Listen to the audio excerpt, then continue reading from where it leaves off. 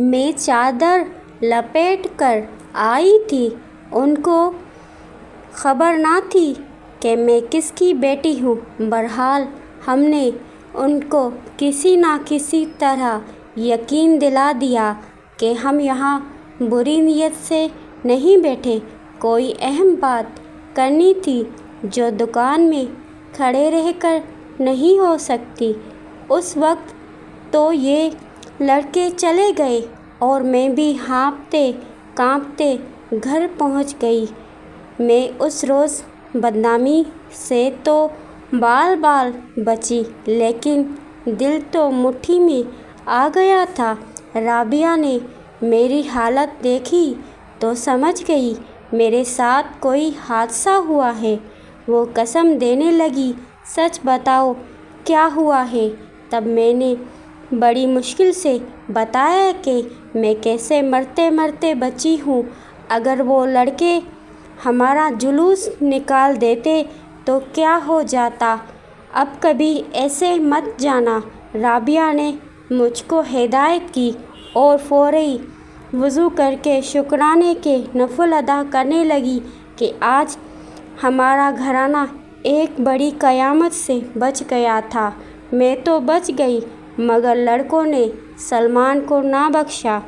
جب میں وہاں سے آ گئی تو سلمان بھی اپنی دکان پر جا بیٹھا اور وہ لڑکے بھی چلے گئے۔ اس واقعے کا اثر سلمان پر زیادہ تھا اور لہٰذا اس نے دکان بند کر دی اور اوپر والے کمرے میں جا کر لیٹ گیا۔ شاید وہ اپنی حواس بحال کر رہا تھا۔ تبھی ایک لڑکا 2 پولیس والوں کو لے کر آ گیا۔ وہ پولیس والے اسے تھانے لے گئے اور حوالات میں بند کر دیا۔ اس کے گھر والوں کو کچھ پتہ نہ تھا کہ وہ کہاں گیا ہے۔ پولیس کو بس رشوت چاہیے تھی، کسی کی عزت و حرمت سے ان کو کوئی غرض نہ تھی۔ سلمان سے انہوں نے موٹی رقم طلب کر لی۔ اس نے کہا مجھے دکان پر لے چلو، رقم وہاں سے دے دوں گا۔ یوں اس نے ان کو رقم دے کر جان چھڑائی، لیکن اس واقعے نے اس کے دل و دماغ میں گہرا اثر ڈال دیا۔ جو لڑکے ہمیں پکڑوانے دکان پر آئے تھے ان میں سے ایک ہماری رشتہ دار کا بیٹا تھا۔ اس نے یہ واقعہ اپنی دوست کو بتایا۔ بس پھر کیا تھا، سارے خاندان میں بات پھیل گئی اور ہم دونوں بدنام ہو گئے۔ عجب بات ہے کہ جس بات کا چرچا سارے خاندان میں تھا اس کا علم میرے والد صاحب کو نہیں تھا۔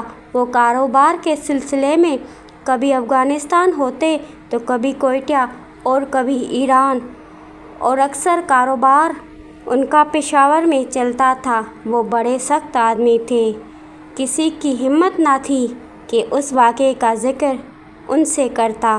وہ ایک لمحے میں بندوق تان لیتے، اسی سبب لوگ آپس میں باتیں کرتے رہتے تھے۔ کسی نے امی اور بابا جان کو کچھ نہیں بتایا۔ ایک دن ہمارے علاقے کے ایک گاؤں میں شادی تھی، وہاں سلمان کے گھر والے اور ہم بھی گئے تھے۔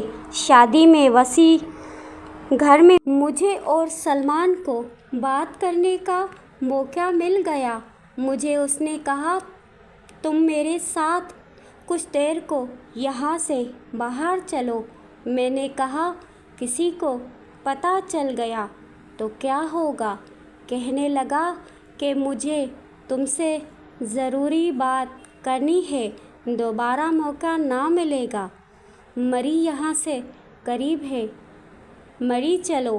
شادی میں اتنا رش ہے، سبھی خریداری کے شوق میں شہر جاتے ہیں۔ میں ماں سے پوچھ لیتی ہوں۔ بولا ماں سے نہ پوچھو، اگر تم نے پوچھا تو وہ کسی اور کو بھی ہمارے ساتھ کر دے گی، اور میں نے اکیلے میں بات کرنی ہے۔ تم بس چادر لپیٹو اور نکلو۔ سڑک پر جو وین کھڑی ہے اس میں جا بیٹھو، میں پیچھے آتا ہوں۔ اگر وہاں تمہیں किसी ने सवार होते देख लिया तो फिर मैं राबिया और खुबान को भी ले आऊँगा, वरना हम अकेले चलेंगे। मैं घर के पीछे वाले दरवाजे से निकली। इत्तेफाक से उधर कोई ना था। हम पहाड़ी रास्ते पर चलने के बजाय सीधी चढ़ाई से चढ़कर सड़क पर पहुँचे और वैन का दरवाज़ा खोलकर बैठ गई। सड़क के सामने वाले किनारे पर वो खड़ा था। वो तेज़ी से आया और वैन में बैठकर गाड़ी चला दी। हम शहर के होटल में आ गए। वहाँ रजिस्टर पर उसने मेरा और अपना नाम मिस्टर और मिसेस लिखवाया। हम कमरे में आ गए। अब हम खुलकर बात कर सकते थे। उसने कहा, पश्मीना, तुम मुझसे साफ साफ कहो, क्या चाहती हो? क्या मुझसे शादी करना चाहती हो? मैंने कहा, हाँ, मैं तुम्हारी शरीके हयात बनना चाहती हूँ। तो फिर तुम मेरे साथ तभी और इसी वक्त कोर्ट चलो। जब बात सारे ख़ानदान में फैल गई है तो क्यों ना वो किया जाए जिसकी हमको कुछ गलत ना करके भी सज़ा मिल रही है। तुम अभी मेरे साथ कोर्ट चलो, हम निकाह करके आ जाते हैं। मेरे दोस्त ने वहाँ सब बंदोबस्त किया हुआ है। 2-3 घंटे से ज़्यादा नहीं लगेंगे। ख़ानदान में तो हम बदनाम हो चुके हैं।